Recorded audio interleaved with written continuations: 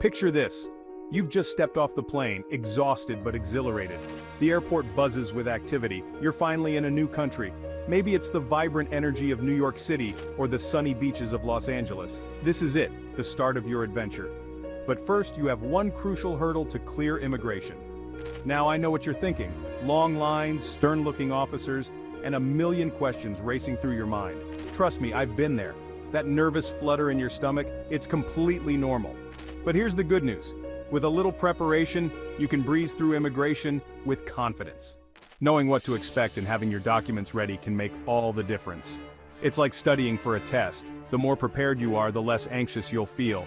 No more frantic document searches, no more nervous stammering. Ready? Let's get started.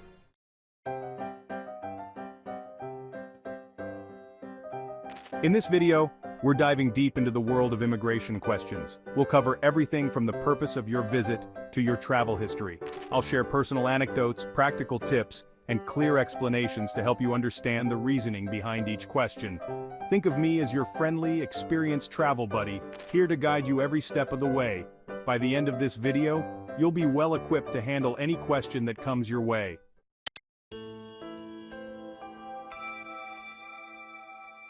Alright, let's kick things off with the question you're almost guaranteed to hear. What is the purpose of your visit? Simple, right? Well, it's all about delivering that answer with clarity and confidence. Remember, immigration officers deal with countless travelers every day. Their job is to ensure you're a legitimate visitor, not to catch you out. So when you answer this question, be direct, be honest, and be specific. Let's say you're visiting the US for a vacation. Instead of just saying tourism, try something like, I'm here to explore the amazing national parks and experience the vibrant culture. By providing a bit more detail, you show that you've put thought into your trip and you're genuinely excited to be there.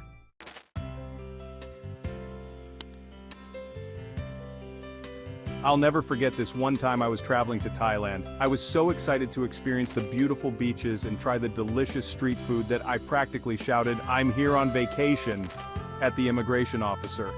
He looked at me with a mixture of amusement and skepticism.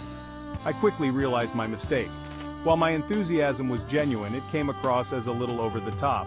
So I took a deep breath and explained that I was a travel blogger and content creator, eager to explore the cultural sites and share my experiences with my readers and viewers. I even showed him my blog and channel on my phone. Lesson learned. A little explanation goes a long way.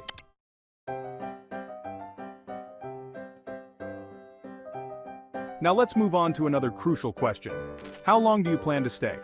This one is all about demonstrating that you have a clear travel itinerary and you're not planning to overstay your welcome. Again, honesty is key here. Provide a specific time frame that aligns with your visa or visa waiver program. For example, I'll be staying for 2 weeks from today until date. It's also helpful to have supporting documents handy, such as your return flight ticket, hotel reservations, or tour bookings. Be prepared to back up your answers with evidence, just in case.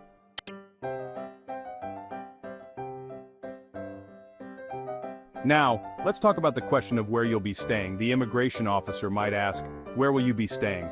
This one is pretty straightforward, but it's important to be prepared. You don't need to memorize your entire itinerary, but having a general idea of your accommodation is crucial. If you're staying at a hotel, knowing the name and address is important. If you're staying with friends or family, have their contact information ready. Having this information readily available shows that you've planned your trip and you have a place to stay. Provide the information clearly and concisely, and you'll be good to go.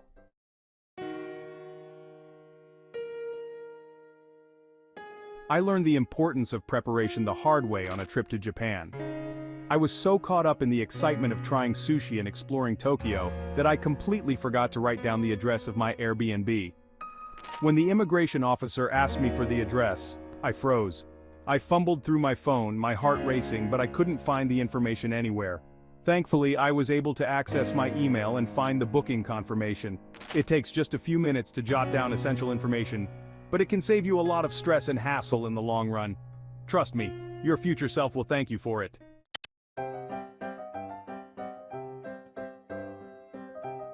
Another question you might encounter is, do you have any other acquaintances in the United States? This question is simply to understand your ties to the country. It's not a cause for alarm. If you have friends or family in the US, be honest and provide their information if asked. You don't need to list everyone you know, but having a contact person can be helpful. On the other hand, if you don't know anyone in the US, that's perfectly fine too. Just say so honestly. The key here is to remain calm, answer truthfully, and avoid providing any unnecessary information.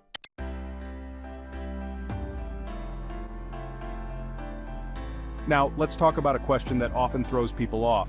What is your occupation? You might be wondering, why does it matter what I do for a living?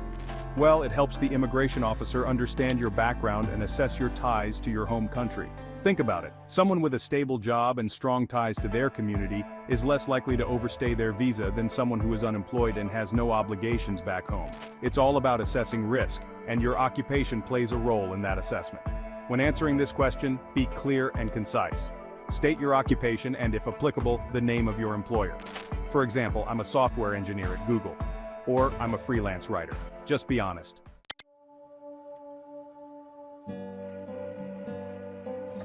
This brings us to another important question. Do you plan to work during your stay? This is where things can get a little tricky, especially if you're traveling on a tourist visa. Here's the deal. Most tourist visas strictly prohibit working in the destination country. That means no paid gigs, no side hustles, no freelance work, nothing. The purpose of a tourist visa is solely for tourism, leisure, and visiting friends and family. So, unless you have a specific work visa, the answer to this question should always be a firm and unequivocal no. Attempting to work on a tourist visa is a serious offense that can land you in big trouble.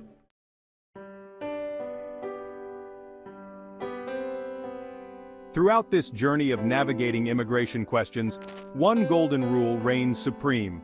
Honesty is key. Remember that immigration officers are highly trained professionals who have seen and heard it all. They rely on their instincts and your demeanor to assess your intentions. Trying to outsmart them with half-truths or fabricated stories will only raise red flags and jeopardize your chances of a smooth entry. Be truthful, be transparent, and let your genuine enthusiasm for your trip shine through. By approaching immigration with respect, honesty, and a positive attitude, you'll increase your chances of a seamless and enjoyable experience.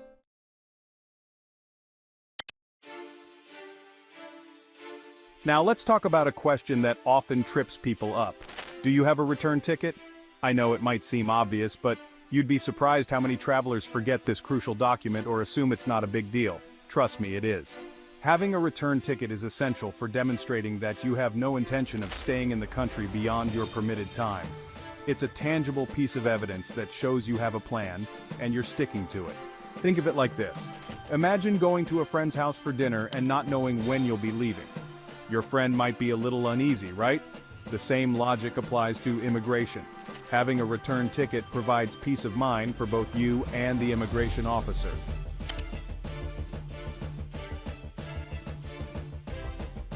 Another question that often pops up is, have you visited this country before? This one is pretty straightforward, but it's important to answer honestly and accurately. Immigration officers have access to your travel history, so there's no point in trying to hide anything. If you have visited the country before, simply state the year and purpose of your previous visit. For example, yes, I visited in 2020 for a business conference. If you've never been there before, just say, no, this is my first time. Your travel history can provide valuable context for the immigration officer, helping them understand your travel patterns and assess your familiarity with the country. So be open and honest about your travel history.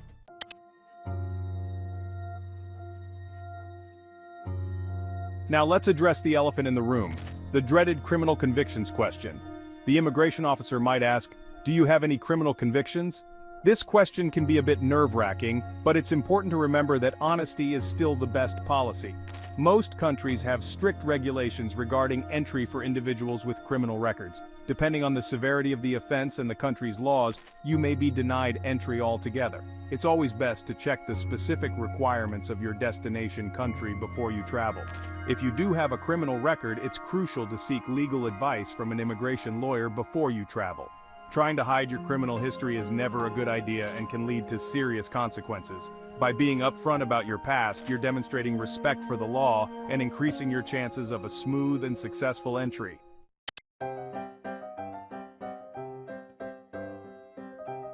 Let's talk about money, honey. Specifically, the question of can you show proof of sufficient funds? Now, this isn't about flashing wads of cash. It's about demonstrating that you can support yourself financially during your trip. Immigration officers want to ensure you're not planning to become a financial burden on their country. They want to see that you've got your finances in order. This could mean showing bank statements, credit card statements, or even a letter from your employer stating your salary. Having proof of funds shows that you're prepared and responsible. So before you jet off, gather your financial documents and keep them easily accessible.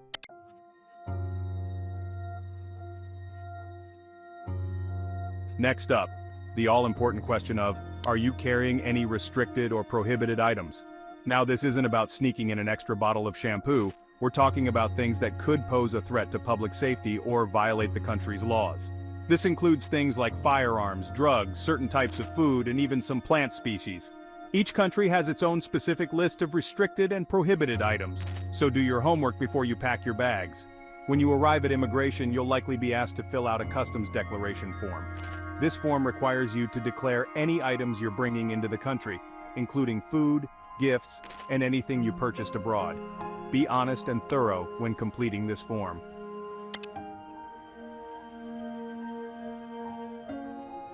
Finally, let's address the question of past immigration violations.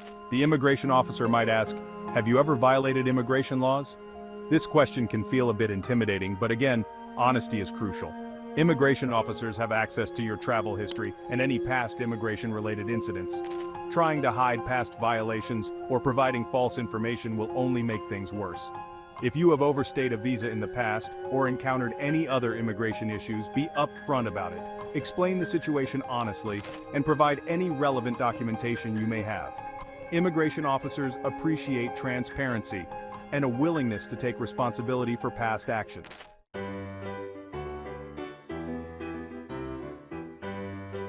So there you have it, folks. We've covered the must-know immigration questions and equipped you with the knowledge and confidence to ace those interactions like a pro. Preparation is key. Before you embark on your next adventure, familiarize yourself with the specific entry requirements of your destination country, gather your necessary documents, and be prepared to answer questions honestly and respectfully. Remember, immigration officers are there to do their job and ensure the safety and security of their country. By approaching the process with transparency, respect, and a positive attitude, you'll increase your chances of a smooth and enjoyable entry experience. Now, I know what you might be thinking, GTV, that's all well and good, but I still get those pre-immigration jitters, and that's okay. It's perfectly normal to feel a bit anxious when facing the unknown. The key is to not let those nerves get the best of you.